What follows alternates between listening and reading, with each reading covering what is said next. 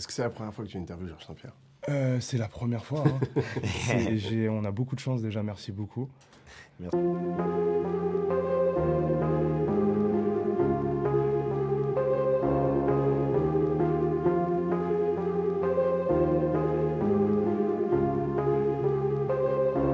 Vous allez bien?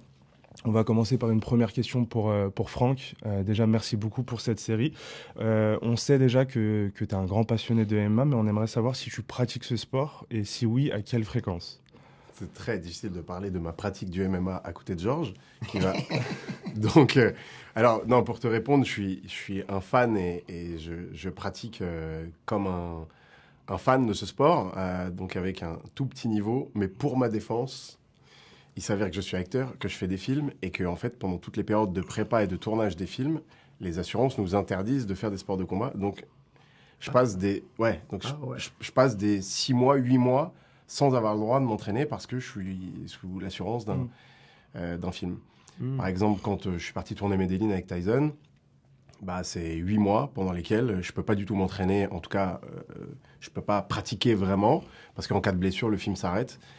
Voilà, mais ça fait bien longtemps que j'ai compris que j'aurais jamais un bon niveau, donc je vais quand même au club m'entraîner, mais... Même faire de la patte d'ours, des trucs Ouais, comme un petit peu ça, ouais. Ah. Un petit peu ça, mais pas de Pas sparring, sparring. Okay. Mais plus tu pour veux... les questions de sécurité aussi, du coup, pour... Bah, c'est juste qu'en cas de blessure, tout s'arrête, quoi, Bien tu sûr. vois. C'est-à-dire que je me casse quelque chose, le tournage s'arrête, et donc, voilà, on est un peu limité. C'est aussi la raison pour laquelle, nous, les acteurs, on est doublés et on se bagarre pas pour de vrai. C'est pas que parce qu'on veut pas les faire, c'est que s'il y a une blessure, le tournage s'arrête. Ok. Voilà. Mais je vais quand même te faire suivre ma vidéo de la célèbre balayette que j'ai mis à Samir Faidine.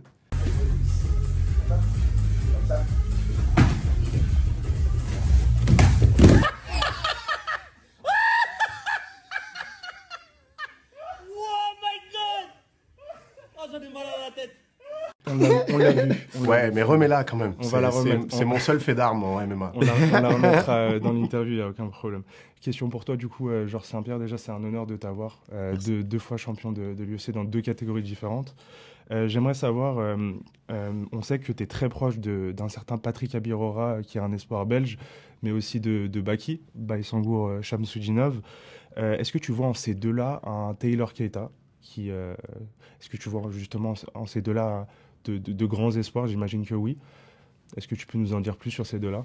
Et en fait, Patrick et Baki sont 2 combattants très différents, mais les deux ils ont les aptitudes pour peut-être un jour devenir champion. Taylor, le personnage, c'est un combattant qui a son style unique, qui lui est propre aussi.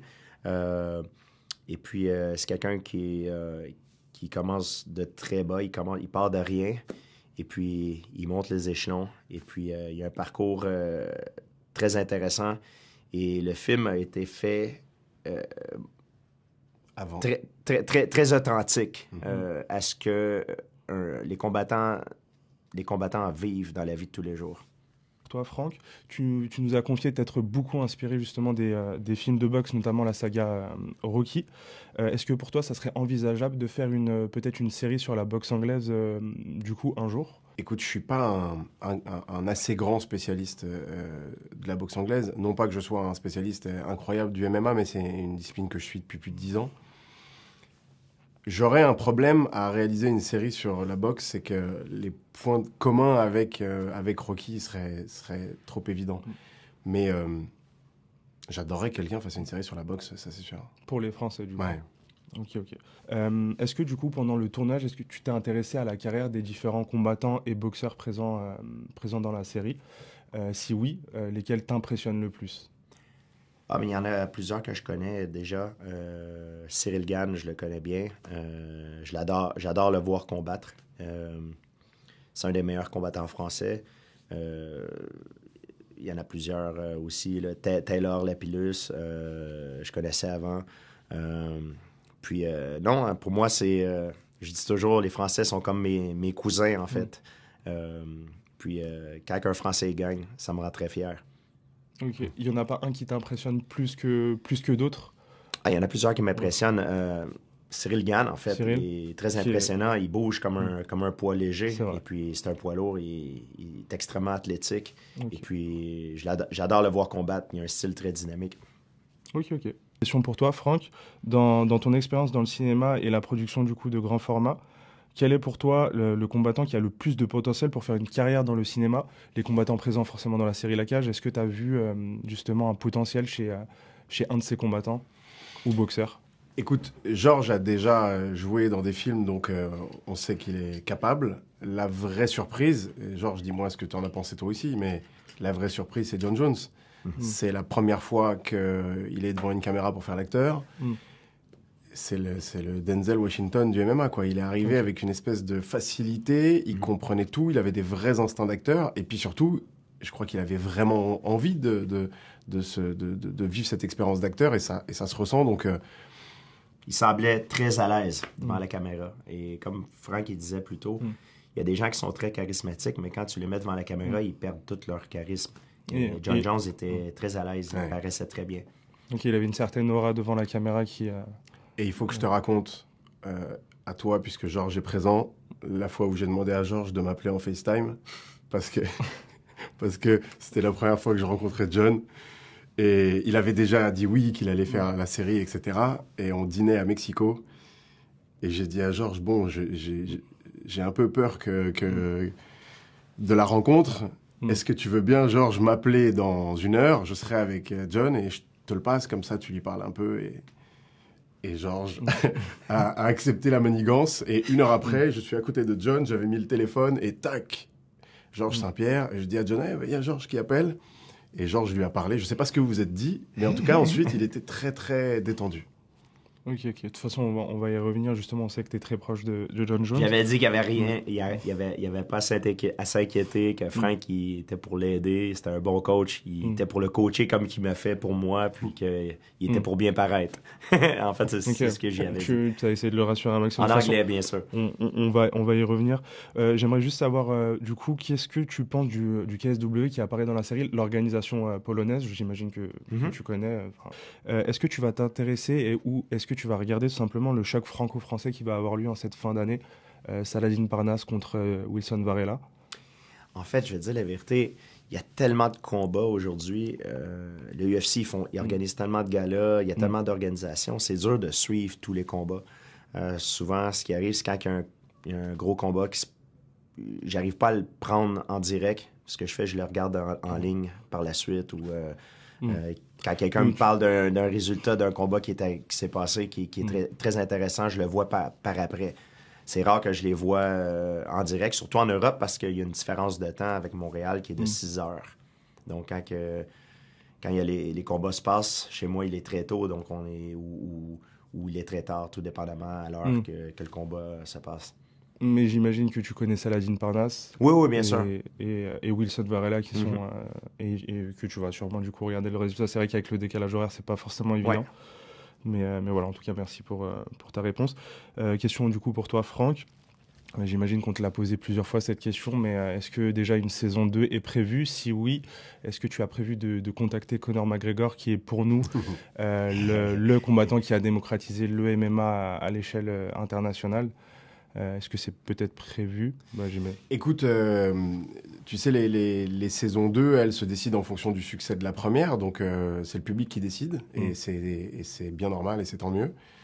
Et concernant Conor, écoute, comme tout le monde, je suis impressionné par ce personnage, mais je suis pas convaincu que ce soit mon premier choix pour une saison 2. Je sais, peut-être que c'est pas bien de dire ça, mais...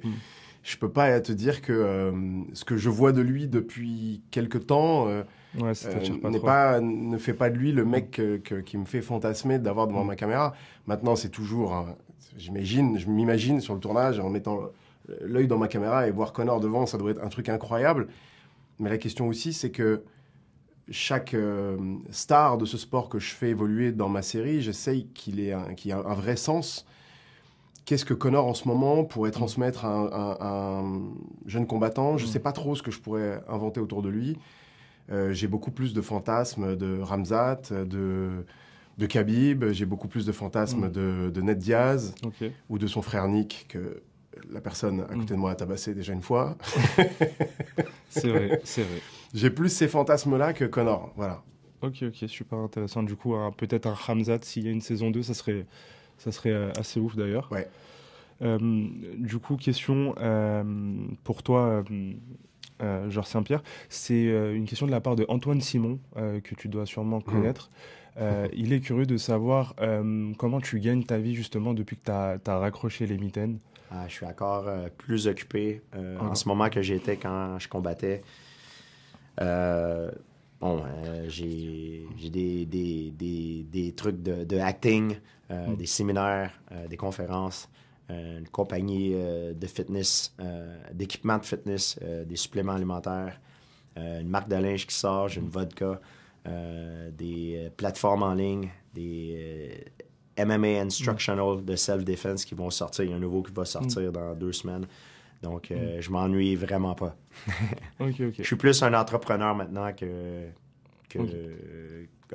combattant, en fait. Donc, un emploi du temps très chargé. Absolument. Et tu arrives à t'entraîner tous les jours? Oui, je m'entraîne au minimum 1 fois par jour. Ok. Très intéressant. Dernière question, du coup, ça sera pour vous deux, et vous pouvez le faire un par un. Vous savez qu'on est sûrement on est un média avant tout spécialisé sur la boxe anglaise, et on aimerait avoir votre top 5 de vos boxeurs favoris. Honneur à GSP, du coup. Si tu peux me donner ton top 5 de tes boxeurs favoris. Boxeur préféré de tous les temps, numéro 1, c'est Sugar Ray Leonard. Ok. Même s'il a combattu avant mon ère, j'ai appris beaucoup de lui en regardant les vidéos. Je te dirais le numéro 2, Mike Tyson. Usyk, j'aime beaucoup aussi. Ok, en 3. Arthur Beterbiev, qui est un ami à moi, qui est maintenant champion. Qui est au Canada, ouais. Numéro 4. J'aime beaucoup Tyson Fury. Ok. Pour un poids lourd, il bouge très très bien. Ok, un très beau top 5. Ouais. Ok. Et du coup, Franck, si tu as ton top 5 ou un top 3, si tu préfères, comme tu veux. Écoute, moi je suis obligé de te parler de Mike Tyson, que j'ai eu la chance de rencontrer, avec qui j'ai travaillé sur Medellin, avec qui j'ai passé quelques jours de ma vie, et c'est quand même toujours incroyable de passer du temps avec cette légende, à tel point qu'on avait même avec Ramsey du mal à croire que c'était vraiment vrai jusqu'à ce qu'il arrive sur le tournage. Donc Mike Tyson, qui est par rapport à ma génération le boxeur pour qui je me suis tellement réveillé à 4h du matin pour voir des combats. Donc Mike. Souleymane Sissoko, En 2, oui. que j'aime beaucoup et qui fait un clin d'œil dans la cage. Je suis obligé de te dire les frères Shkitou parce que sinon je vais avoir des représailles physiques évidentes. Donc Bilal Shkitou et Rida Shkitou qui jouent tous les deux aussi dans la cage. Et puis impossible de ne pas citer à Mohamed Ali évidemment. Ok. Écoutez, merci beaucoup en tout cas. Merci à toi. C'était un honneur vraiment. Merci. Et